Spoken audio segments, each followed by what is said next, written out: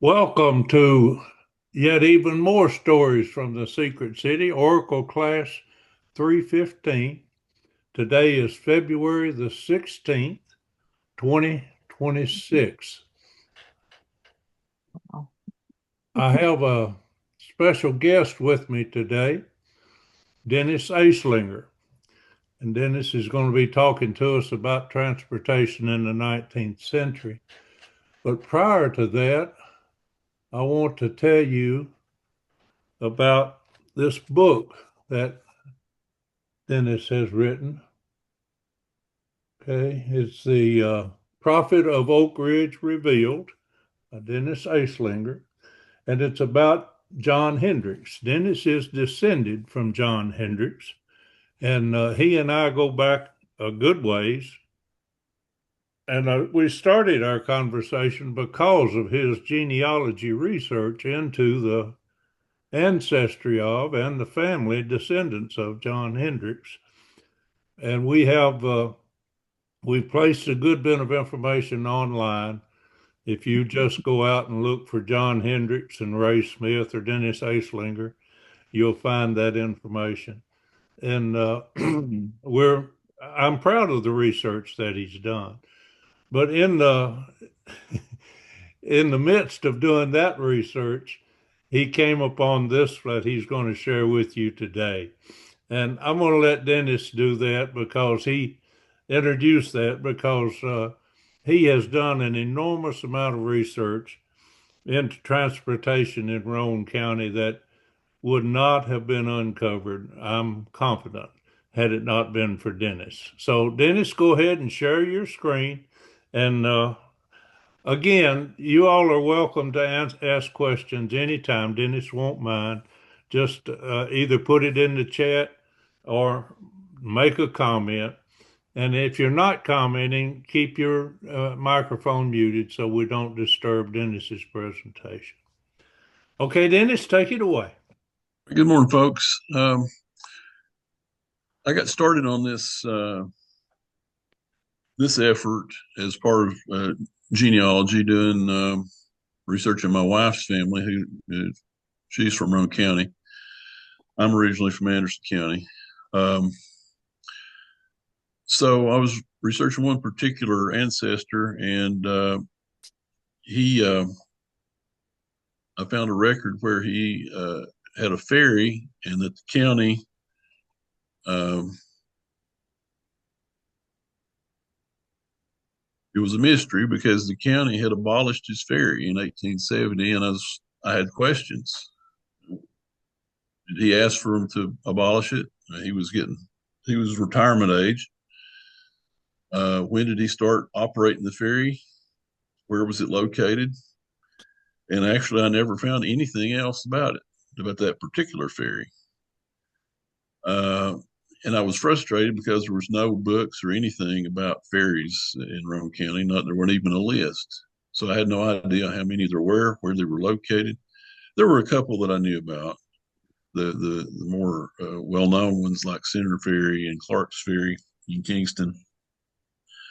Uh, Clark's Ferry was the last operating ferry, and it didn't stop operation until the 1980s. But it was about the only one for many, many years. So I decided to come up with my own list and make a search. And um, so to do that, in doing that, I came up with more and more information, and I finally decided to just put together a book and talk about all the different modes of transportation. And I kind of tried to limit it to the 19th century. So um, Roane County was formed in 1801. Kingston was chartered in 1799. And Roane County is one of the easier locations to research uh, whatever your chosen subject is, because the record books are fairly complete. But even so, there's things missing. As I said, I could not find anything about that ferry when it was established. The records are really complete. They're but they're written in they're cursive, quill and ink. Spelling is really poor most of the time, and there's no punctuation whatsoever. So it takes some effort to read that old writing.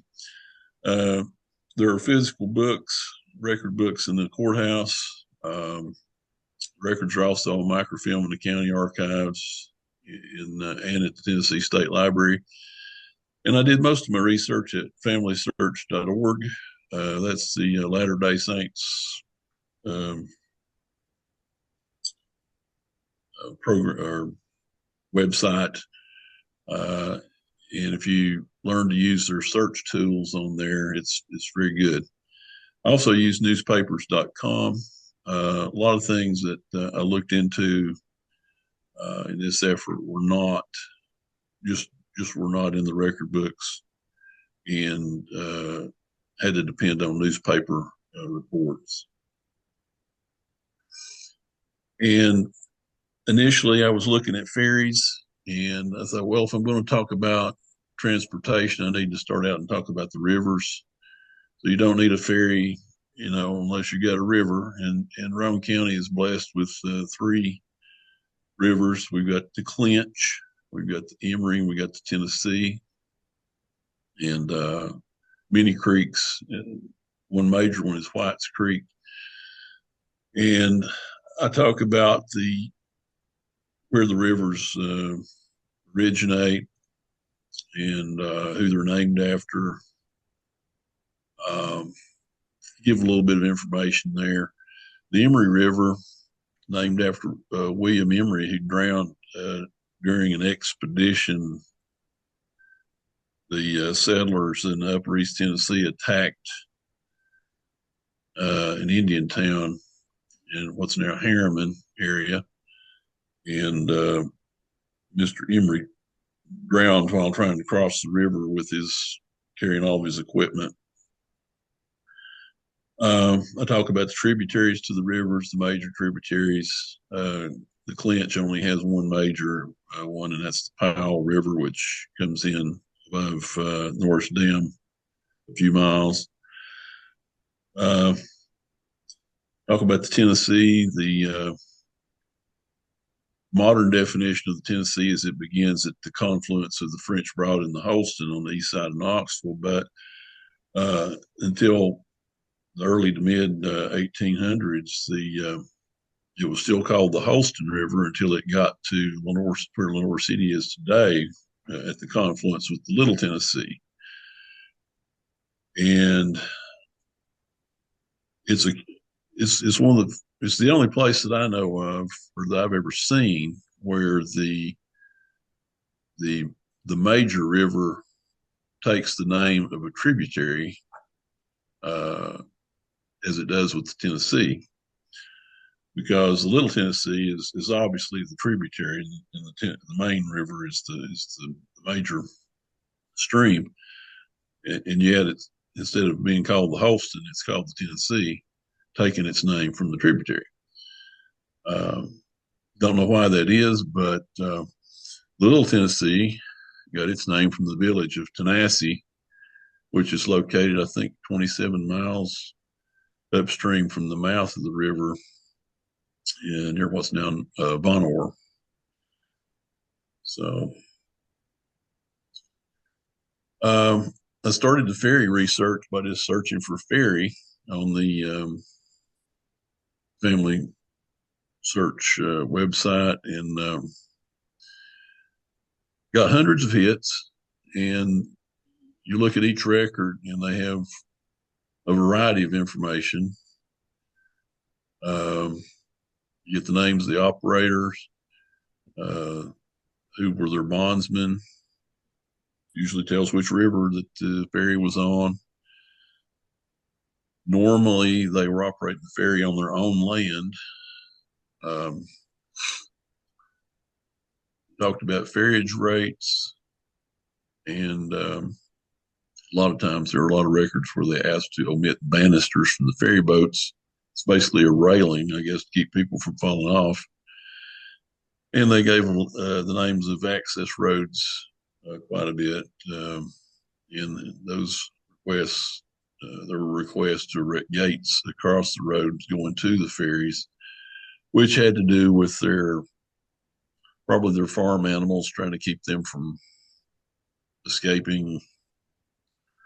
Uh, hard to hard to say exactly what each situation was. So the ferriage rates is something I wanted to mention. It caught my attention because of the fractional um, cents, 6.25 cents, 12.5 cents, 37.5 cents. And it finally occurred to me why that was. Of course, a penny went a lot further back then than it does today. But if you're familiar with the bit system, um, a dollar was 8 bits. One bit was 12.5 cents. 2 bits was a quarter. 3 bits was 37.5 cents. 4 bits was 50 cents. And that came from the early days of the United States, where we didn't have our own coinage, um, or didn't have much of it anyway. They continued to use Spanish money up until mid 1800s, and in order to make change back in that day, they would cut up a silver coin, and the Spanish dollar, or the milled dollar they called it, would be cut into 8 pieces. And that's where you get the pieces of 8, and then you get the bits. So the ferriage rates usually, they call it a footman or a person on foot was 6.25 cents. Usually a horse and rider was 12.5 cents. 37.5 cents would be like maybe a cart, 2-wheel cart, and they had many other rates as well. And sometimes it would vary, and of course over time it changed. So I found over 100 different ferries. Now, of course, some of those were in the same location, different operators. Sometimes they changed the name of the ferry to match the operator, but sometimes they didn't. So it was an interesting effort trying to determine where each one was located. As I said before, there's 3 rivers and 1 creek that had ferries: Tennessee, the Emory, the Clinch, and White's Creek. So I tried to determine where on the stream was the ferry located. And found 1 or 2 cases where there were 2 ferries in the same location on opposite sides of the river, and they used the same landings. One person would land on one side and the other on the other side. Now, I did not bother to order copies of the old laws, the ferry laws, from the state archives.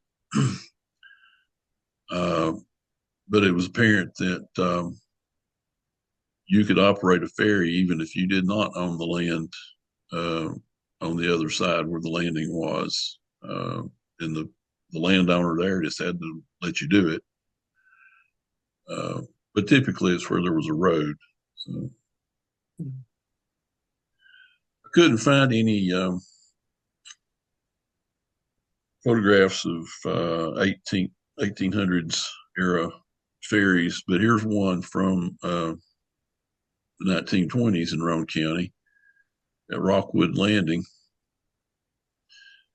You can see the ferry boat itself is small, and they've got a small motorized boat to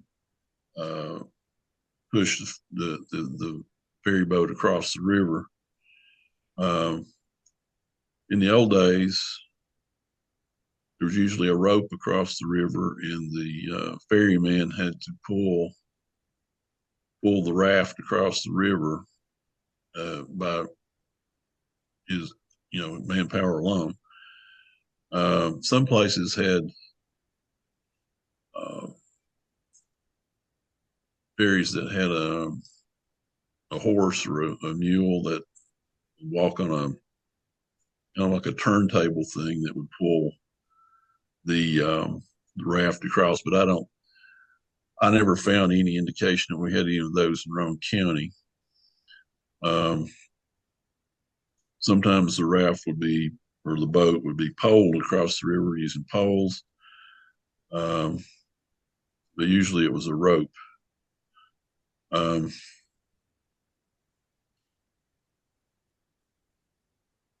One thing I didn't mention about our rivers is you may not think about today, but rivers were much shallower back in that day before we had TVA and the TVA dams that keep the water level, keep it navigable year round.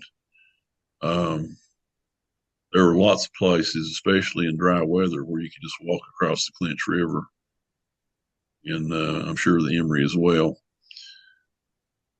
The Tennessee, not so much, but it also would get low water, especially in the wintertime and the fall when we don't normally have a lot of rain. Uh, so that was a lot of times there would be a ford, and then it would also have a ferry. So the ferry might not operate year round; it might just operate when the water's up. So then, after I started thinking about different modes of transportation, I mean, I think most people find steamboats interesting. Uh, Still have a few river boats around, but they're not steam powered like they were back in that day. So I started searching for steamboats that stopped in Roane County or passed through Roane County, and I only found about 60 by name. And there were no doubt more that were just not mentioned in the newspapers. Uh, Very few were listed in the county records, and so the newspapers were the main source. Another thing was that Loudon and Lenore City were in Roane County until 1870, so I included them in in all the research I did, their ferries and the steamboats stopping in their places. Um, Steamboats back in that day would stop usually at ferry landings, sometimes just on the riverbank, and they would take on cargo or passengers, either one. Um, as it turns out, Kingston was very important in the steamboat era because they were the only port between Knoxville and Chattanooga. And so the boats would stop there, um, and particularly once they realized uh, that transshipment was a better way to operate. And what that means is a boat from Chattanooga might come up to Kingston, offload their cargo, take on cargo coming downstream, and go back to Chattanooga and not go all the way to Knoxville. And then the boat from Knoxville would bring produce or cargo or passengers from upstream down to Kingston. They would get off at Kingston and get on the Chattanooga boat and continue their journey down the river. And what that did, it shortened the time that the boats were away from their home port. And an even more important thing, I think, is the pilot's knowledge of the river, because it's very easy back in that day for a boat to run aground, hit a snag, sink. Uh, And so pilot would have to have knowledge of the entire river if he was going all the way from end to end. But that way he could specialize in the lower portion or the upper portion. Uh, the upper Tennessee really was normally referred as what they called Chattanooga to Knoxville. Um, but of course, that's the only part that I really looked at because the lower Tennessee, which is below Chattanooga all the way to the mouth of the river, had nothing to do with Roane County. So I was focusing on Roane County. So Kingston was a major steamboat port then because of that, the transshipment, and they actually built quite a few steamboats in Kingston. And but it was just boat building. They didn't build engines in Kingston. Those they would build the boat and they'd bring the engines in somewhere else and then install them in the boat. And as I said before, the shallow water navigation was a major issue. Um, Kingston was relatively a relatively deep water port location because they could come up the Tennessee River on the clinch there to where they tie up is no more than a mile. So, and back on the rivers, I didn't mention, of course, for anybody not familiar, the Clinch River enters the county from passes through Oak Ridge and comes on down, and then the Emory River empties into the Clinch at Kingston, and just about 4 miles later, the Clinch empties into the Tennessee at Southwest Point.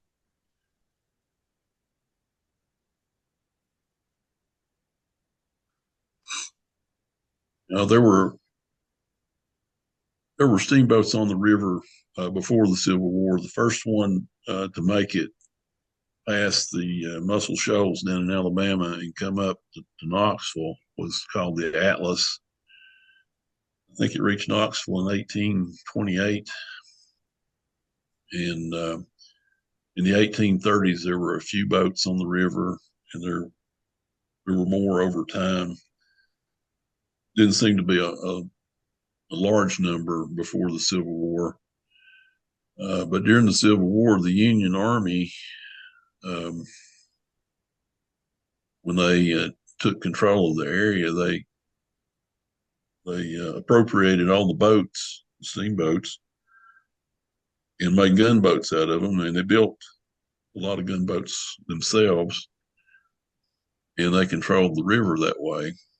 But after the war, they didn't need those boats anymore, and so they auctioned them off.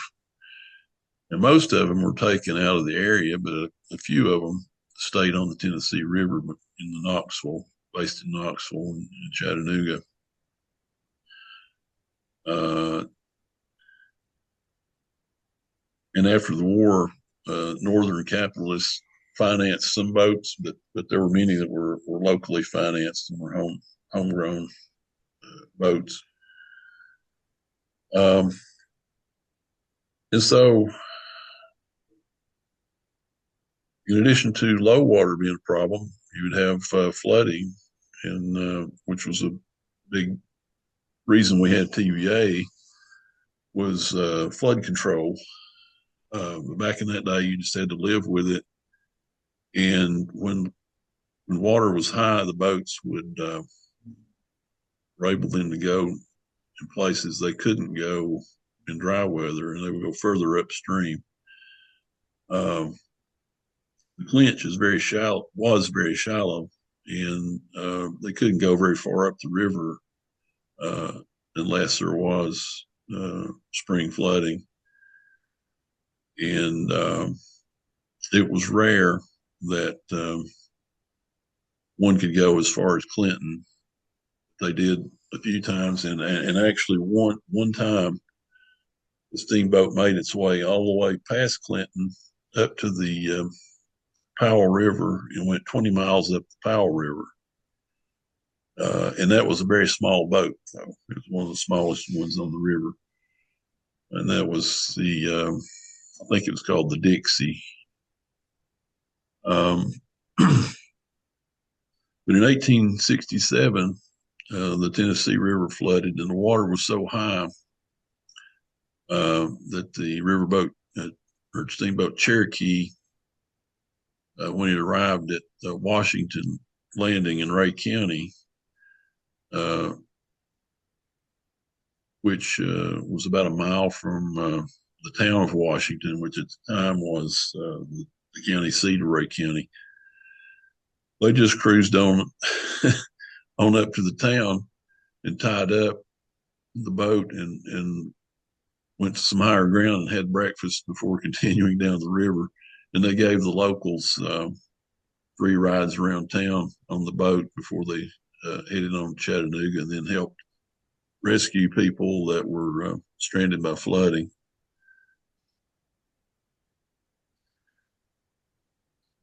The Hugh Martin was a steamboat that was built in Kingston in 1869. Uh, Hugh Martin was a businessman, and that I think it was his boat. He named it after himself. Um,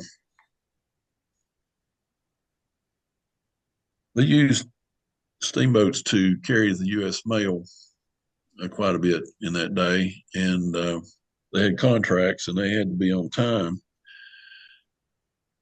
And the river, Tennessee River, was in flood. I think it was early 1875, and the mail boat was headed from Kingston to Loudon, and the Allison brothers from Kingston were operating that boat, and the water was the current was really strong, and so they were skirting off to the side to avoid the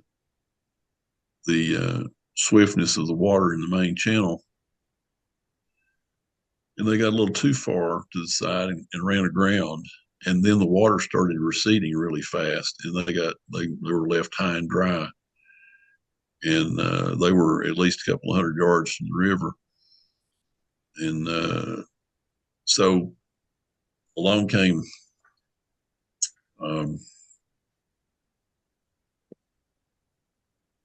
this other boat operated by Captain Jacob Fritz, and he made a trade. He took the Hugh Martin and gave them his boat. And there was some money exchanged as well, which was in the county records. But it took him a couple of months to get the boat back in operating order and get it in the water and everything.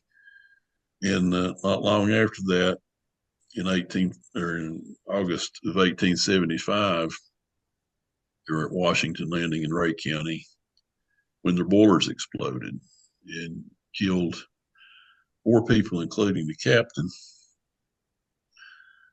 The report from an eyewitness, the ferry operator at the Washington Landing, said that he saw a man blown high into the sky. He said he was so high he looked like a little bird up there.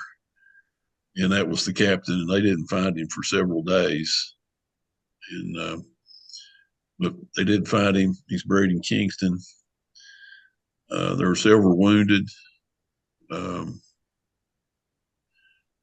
the water there was shallow. The boat sank in 4 feet of water, and so they were able to save most of the cargo. There were several people injured, like I said. And the boat's ledgers, surprisingly, that very year are located in the Roane County Archives, which I got to read through those and gather a little data from that, which I included in my book. They kept different ledgers, one for fuel. I mean, these boats had to stop and buy fuel. They used coal or wood to burn. And they had one with passengers, and they had one with the cargo. Each boat had a captain. It had a mate. It had a clerk. And this Hugh Martin actually had a cabin boy and a cabin maid, and a young lady that worked on the boat. which I was surprised. I didn't think there would be uh, girls or women on a working on a steamboat, and they would hire deckhands to load and unload cargo in different places. I think they were not regulars. They would just get whoever was available at each stop. You know, maybe in the major locations like Kingston, Knoxville, Chattanooga. And those were usually African American men. Um, but when this boat exploded, there were African American women on board as well. So the reports didn't say why they were there, or whether they were working or they were passengers. It just didn't say. So, I found a few pictures of steamboats. This is the steamboat Kingston, and you can see there's quite a few people on the decks, horses and wagons delivering cargo to the boat, or maybe taking cargo from the boat. And as was typical, most places there was not a infrastructure like a dock or a place to tie up. They were just on the river bank. So this one's was named the Harry Helm. Mr. Helm built this boat and named it after his son. And this boat was built up above Knoxville, I think, in maybe Dandridge. I don't remember off the top of my head, but it operated up and down the river. It normally was above Knoxville, but it did come to Kingston at times. This is the Lucy Coker. There was the Coker brothers in Knoxville had this one built, and it's named after one of them's daughter. I don't know where this picture was taken, but again, this was one of the boats that did come to Kingston. This boat was not from the 1800s. This boat was from the 1900s, but I included the picture because it's important to the county. Roane County had an iron industry from the very early days. They had iron furnaces smelting iron because the edge of the Cumberland Plateau had a lot of iron ore and coal all the way from Alabama up to Virginia. And especially after the Civil War, they started developing the iron industry more. Northern capitalist Mr. Chamberlain was an officer in the company of Roane Iron Company, and General Wilder, a Union general, was very important, and he was the president of the company. They would ship iron ore from mines around the area to the Rockwood landing that I showed earlier, and they had their own little railroad that they would move the ore to their furnaces. And Roane County made mainly pig iron, which is like an intermediate product that would be used to make the later cast or make steel. And if you could zoom in, you could see these ore cars sitting on the barge being pulled by the boat. And that's the way they operated. Other boats did the exact same thing back in the 1800s, but this is the only one I had a picture with the barge with the ore cars on it. So then you don't need a ferry unless you have a road to get you to the river. And so then I started talking about roads. there are a lot of roads that were named for the ferries, and we still have some of those in use in Roane County. We have James Ferry Road, we have Patton Ferry Road, we have Sevier Ferry Road, and there may be some more that but there's still Old Hood Ferry south of the river. Um,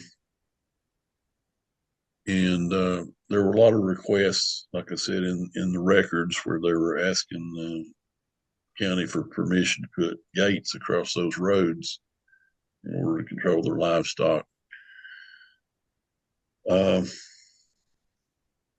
so then I started looking at roads. And anybody that does genealogical research will see they'll find their ancestor was made an overseer, the road between point A and point B. In the early days, there are no road maps, and roads usually didn't have a name. They were just in the record. They'll say from road from Mr. Jones's fence over to Mr. Smith's barn, and so you don't really know where they were. But if you study one area long enough, you know generally where the families were located, and so it'll give you an idea. But roads were classified as Class 1, Class 2, Class 3. First class roads were called wagon roads or coach roads, maybe. Uh, they were wider, better maintained, and you had Class 2, a little step down in Class 3. And they even had some I think they called Class 4, which I don't know if that was official or not, but it was just wide enough for a horse, people to take some saddlebags of grain to the mill and get their corn milled. And then you had a few major roads. Um,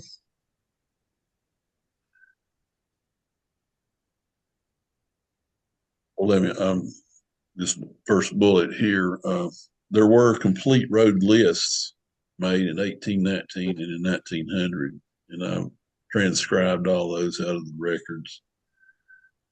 The major roads are listed here: Avery's Trace, Walton Road, the Emory Road, and the Federal Road, which I was not familiar with before working on this book. But I'd heard of the Avery's Trace, the local Daughters of the American Revolution group here in Kingston is called the Avery Trace group. It was originally Indian trails and game trails, and it was marked out by a gentleman named Peter Avery. And there's some discussion in the book about the name of the trace. It was authorized to be marked out by the North Carolina legislature back before Tennessee was a state. And Peter Avery was the guide who marked it out. Our local historian does not think it was actually named after him, even though he marked it. He thinks it was named after Waitstill Avery, who was a member of the North Carolina legislature. The Walton Road was the first road authorized by the Tennessee state legislature. I'm speaking off the top of my head now. My memory's not the greatest. And it was completed, I believe, in 1801. Then there was the Emory Road, which Ray is a bit of an expert on. He can speak to that here in a few minutes if he'd like. I would spell it different. Yeah. Well, I have Yeah, I think I noted in one of my writings that I'm just going to go with the modern spelling of everything Uh, I for clarity. understand. Yeah, I agree. Now, one thing that I discovered in doing this research was there was another road called the Emory Road, which is locally known by that name, even though it's not the Emory Road. Um, I was confused because I kept seeing the road in different locations in the county, and I was like, "Well, the Emory Road barely touched on Roane County. It went through uh, Winter's Gap there at Oliver Springs, and then went on up into Morgan. And of course, Morgan used to be part of Roane County as well up until 1817, but these entries were after that, and they were more toward the K-25 area. So so we had so I was dealing with two different Emory roads, and then I found many references to the federal road south of the Tennessee River in Roane County, and I started researching that, and I never could find why it was called that. But the actual road that was known as the Federal Road uh, was not even in Roane County. So, but it was south of it went from like the Little Tennessee River south toward Chattanooga down to the Hiwassee. So uh, I addressed the roads as best I could. They were not the focus of my research, and I've asked Ray to review what I wrote, uh, lean on his expertise there. I didn't want to say anything that was incorrect, but I did want to include what I'd found that was new, at least to me, about the local Emory Road and the local Federal Road. And then there were turnpike roads, and turnpike roads were toll roads, and there were several in Roane County, and I've made the list. Well, most all these were in Roane County. I don't know what the route of the Piles Turnpike was. The others have a description. Now, the Cumberland Turnpike was the Walton Road. It was already built, and they made it into a turnpike. Piles Turnpike, not sure about where it ran in Roane County. It's better defined as it went through Morgan County and on up through Fentress to Kentucky. Gordon's Turnpike, it ran from Post Oak Springs in Roane County through the Whites Creek Gap and then on toward Nashville from there. The Armands Turnpike was relatively much shorter road. It ran from the Emory River near Harriman on up through the Little Emory Gap or the Armand Gap in the Walden's Ridge on into Morgan County. And then the Post Oak Springs Turnpike started at Post Oak Springs, obviously. I don't recall where it went, but it was another short one.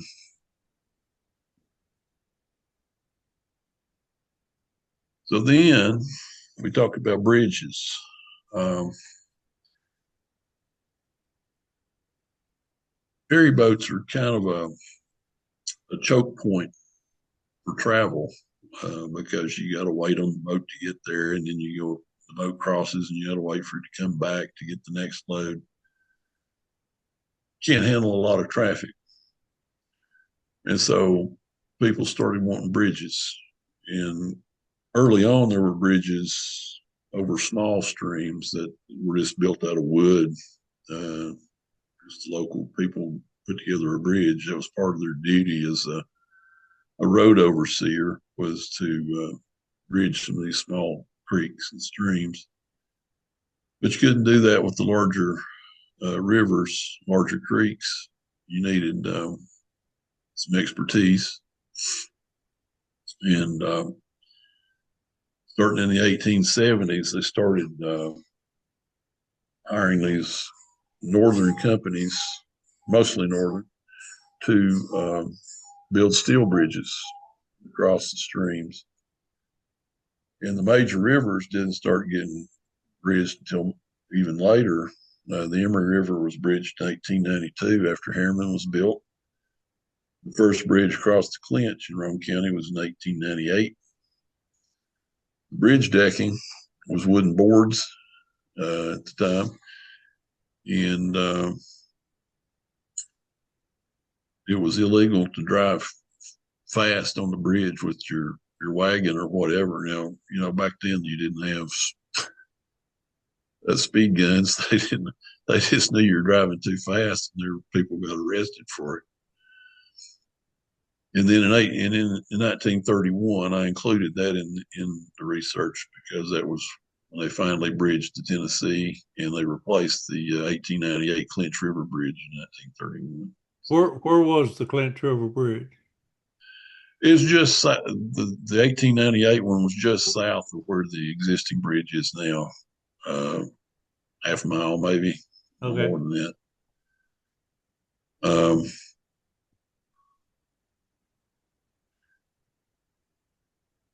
I used the Tennessee Survey Report for Historic Highway Bridges for some of this information.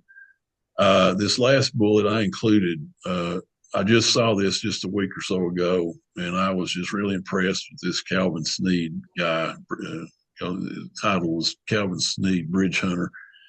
He's this African American news reporter and news anchor from Chattanooga. He was the first African American news anchor in East Tennessee, and he did a Wildside TV episode, and I included the link there if anybody wants to watch that.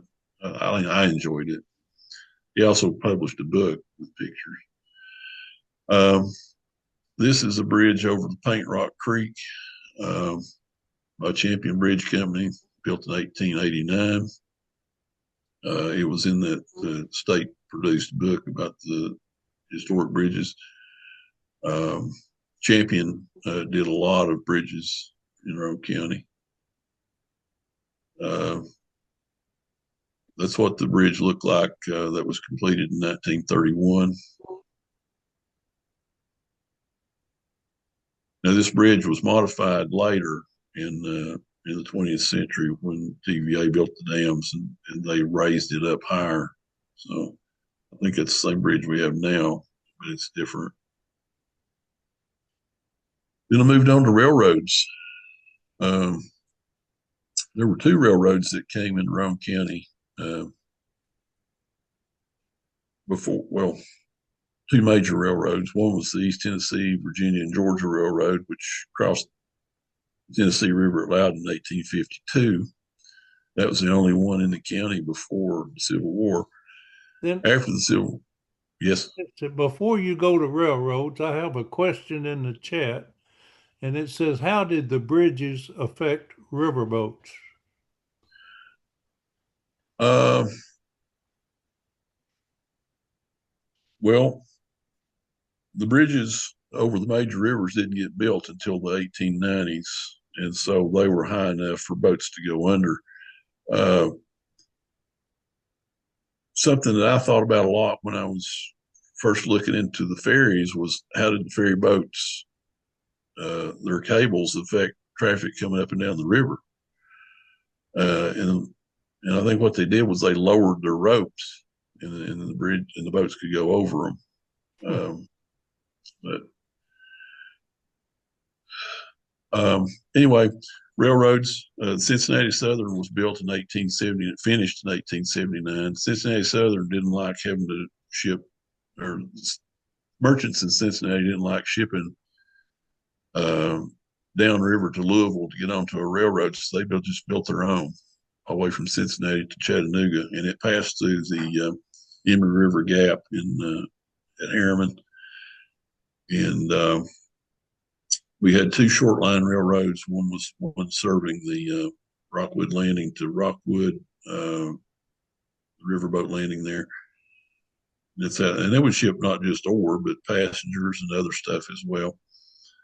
And then there was a short line from south of Kingston, uh, from the riverbank to some iron ore locations south of the river.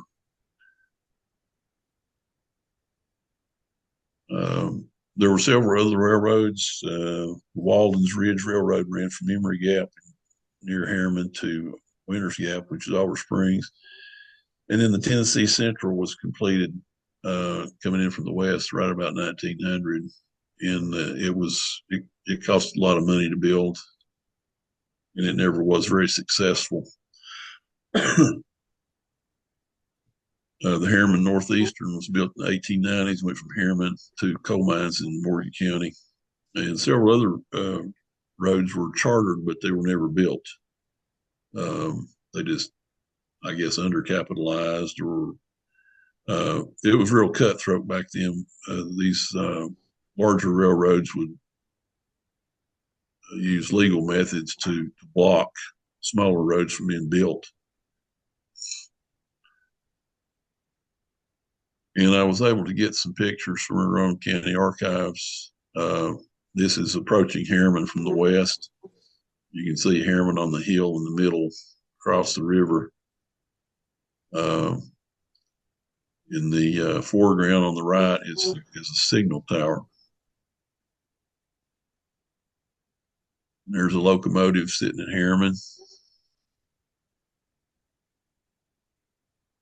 And there's one crossing the Emory River at Harriman. That was the end. All right. Stop your share, if you will.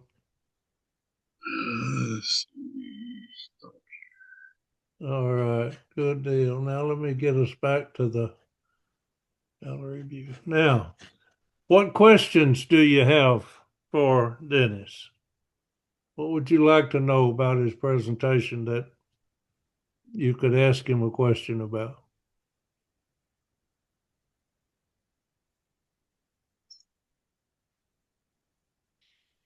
I did not start this as a book project, as I said early on. It was I just got frustrated. I couldn't find what I wanted, so I had to make it myself.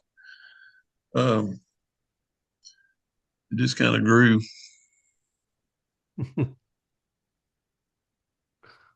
I'm about finished with your manuscript. I'll let you know before too long. I have a question in the chat. It says, how were peaches from Kingston transported? Oh, yeah. Well, that was all as far as I know, that was all 20th century, which I didn't really look into. Um, I, that is outside my knowledge base. Um, I do have one thing I could say there. My father-in-law's aunt was a she was a basketball player. Kingston was known for their ladies basketball way back in the day in the early 20th century. They were called the Kingston Peaches, and I visited with her, and she had some tops from the Kingston Peach basket that they would cover the basket with. Said Kingston Peaches. Mm. Just an interesting side note. Yeah, it is. That's a good side note. I know that there were lots of fruit trees up around what's now the K-25 area, the Dillis area. Steve Goodpasture talks about those, and I'm sure that the fruit from this area would have been transported in a number of ways, railroads for sure. Other questions for Dennis?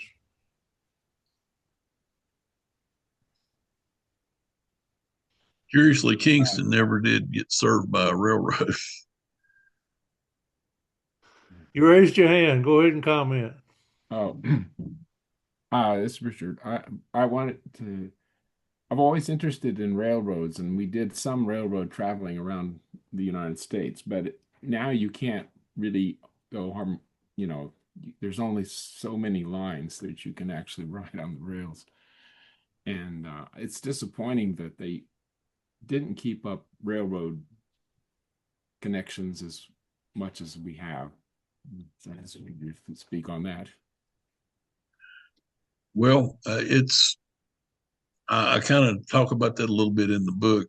I wasn't prepared to speak on that today, but it's I think it's all part of the uh, unrestrained capitalism that we had in the what they call it, the golden age or whatever, in the 1880s, or the gilded age is what it was.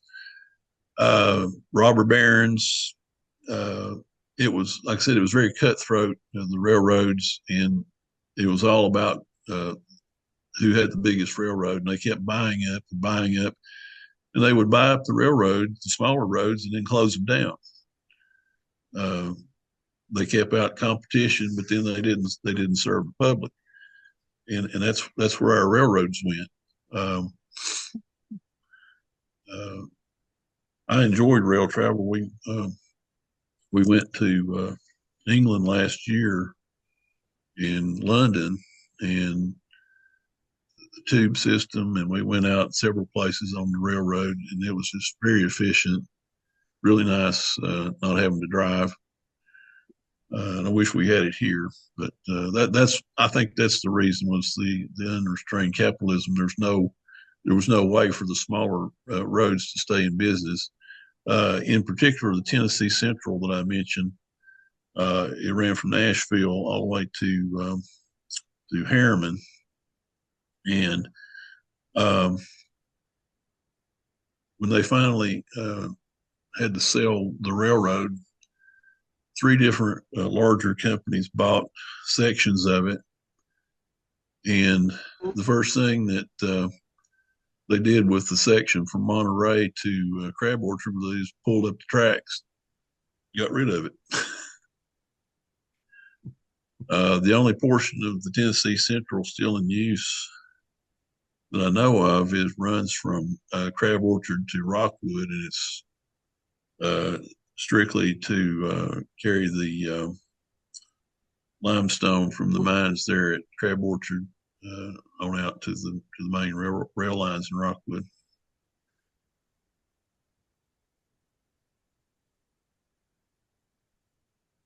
An experience I had with railroads that I really enjoyed was I took a tour from a riverboat tour from New Orleans to Memphis. To get to the launch in New Orleans, I caught the City of New Orleans train in Memphis, and I rode it all day down to New Orleans. And then I used an extra day to go to the World War II Museum in New Orleans, and then rode the ferry boat or the riverboat, back from New Orleans to Memphis. One of the days on that, it was a Civil War themed riverboat tour, but one of the days they did not have an excursion. So they were just steaming, just coming up the river. So the tour guide asked me if she would give me the area, the lounge area, for an hour, would I make a presentation about the history of Oak Ridge? Dennis, I reached in my pocket and pulled out my thumb drive and said, I'm ready. So I Always gave prepared. that presentation to the boatload as we were going upstream. But Oh, back to boy. the railroad, that was the most relaxing ride that I believe I've ever had. Just chunka chunka chunka chunka chunk. I mean, just going down that railroad all day long with nothing to do but just sit there and relax and enjoy it. Now, 2 weeks ago, I was in Israel and I was in Tel Aviv and I wanted to go to Jerusalem. the best way to get from Tel Aviv to Jerusalem is on a train. And I took that train ride to Jerusalem and then back to Tel Aviv. Now, it was a very modern train, not like the city of New Orleans, but it got me there in the best way I could get between those two locations. Now, next week, we're going to have a conversation with Alan Lowe and Matt Mullins from the American Museum of Science and Energy. Part of the conversation we'll have with them will have to do with Portal 4 at the K25 location. That's going to become active again. It'll become a part of the K25 campus that they're calling it. And it's going to have a couple of rail spurs installed and some railroad cars located on those rail spurs. And Dennis, I'm not sure that you're aware of this, but the ownership of the railroad in the K25 location has just been transferred, just been purchased by another company. And I'm sorry, I can't remember the name of the company, but we have a new owner of the railroad system at the K25 location. Now, this is just Ray hoping, but it would be really nice if we could start that excursion train back, that dinner train that we ran out of the K25 site for so long. I'm hoping that we'll be able to convince the new owners to consider that. But we'll let Alan talk about that next week when he comes on and talks about Portal 4. Getting back to Dennis, are there any other questions that you have about what Dennis presented today? Earl and all, thank you very much for your comments on the chat. Do you have any other questions you'd like to ask Dennis?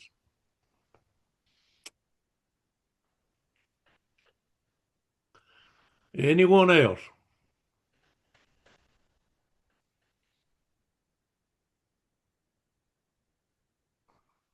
Well, Dennis, we thank you very much for your presentation and appreciate you being willing to share that with us. Let me see if I can find the right location here. I want to get any ideas that you might have for our next class, which will be coming up in a few months.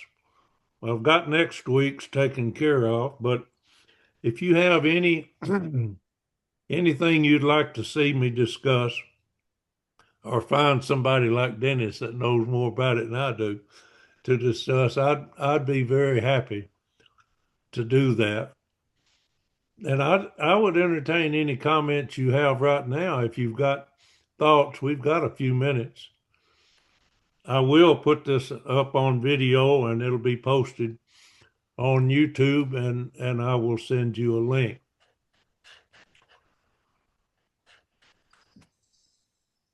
Do you have any other questions? Or any suggestions for me?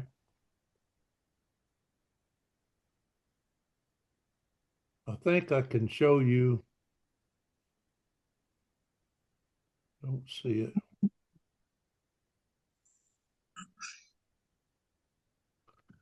There's a railroad car that we could talk about for a minute.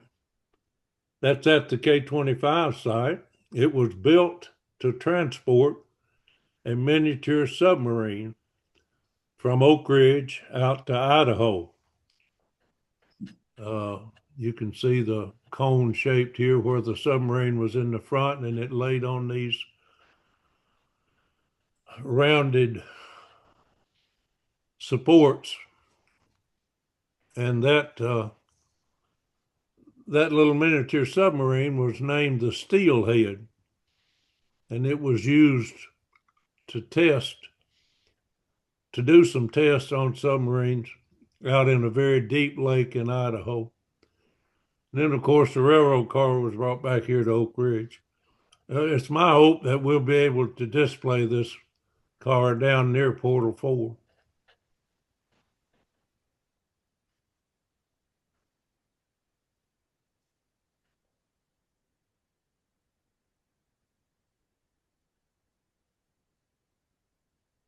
Well, I don't think, well, okay, we still got it. So you were able to see it. Any other questions?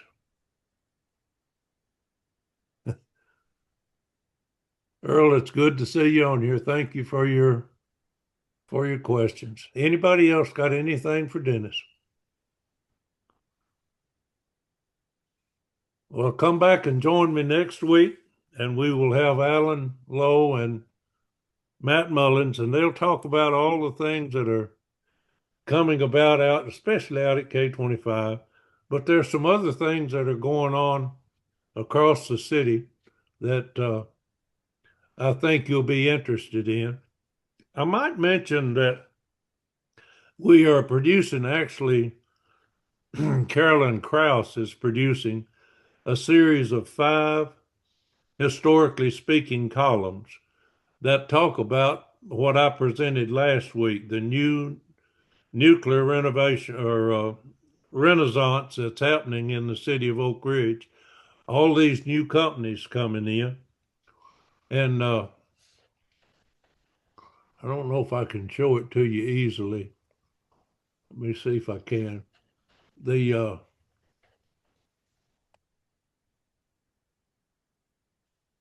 yeah, I can. Let me try it. Let's see what happens here. Let me share my screen.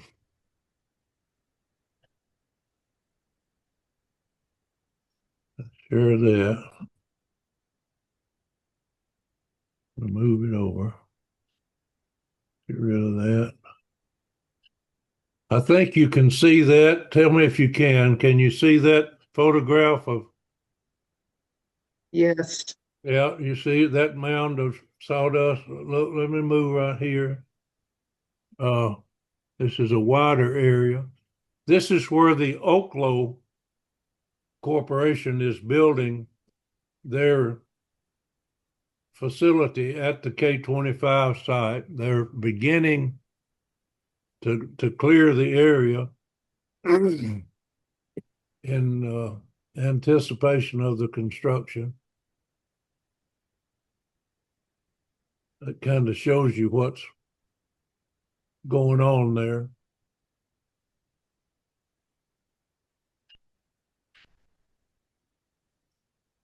Now, we did a what we called a dirt tour, went to all of these locations during Nuclear Science Week, and Carolyn is writing up about each one of them, and they'll be included in historically speaking columns in both the Oak Ridger and the Morgan County Today newspapers.